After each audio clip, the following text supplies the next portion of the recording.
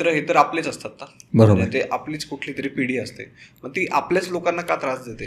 त्रास देण्याचं सुद्धा कारण कसं असतं की एखाद्या नक्षत्रावरती एखादी समजा व्यक्ती जर का मृत झाली आणि मग त्यामध्ये अपमृत्यू असेल, ॲक्सिडेंटली मृत्यू असेल, किंवा आपण त्याला आत्महत्या म्हणू असं असेल, हे जर का झालं आणि त्यांच्या जर काही अस्थी म्हणा किंवा त्यांची जे काही आपण त्यांना अग्नी दिल्यानंतर खाली जी रक्षा राहते, ही ते का रक्षा काही लोकांनी आपल्याकडे आणली आणि समजा ती जर का आत्मा जर का तो बांधून जर ठेवला, तर तो आत्मा आपल्याला जाणीव करून देतो की बाबा मला कुणीतरी त्रास देते, तुम्ही जरासं कुठेतरी जावा, काहीतरी चौकशी करा, मला कुणी जर काही बांधून ठेवलं असेल त्यातून मला मोक्ष करा.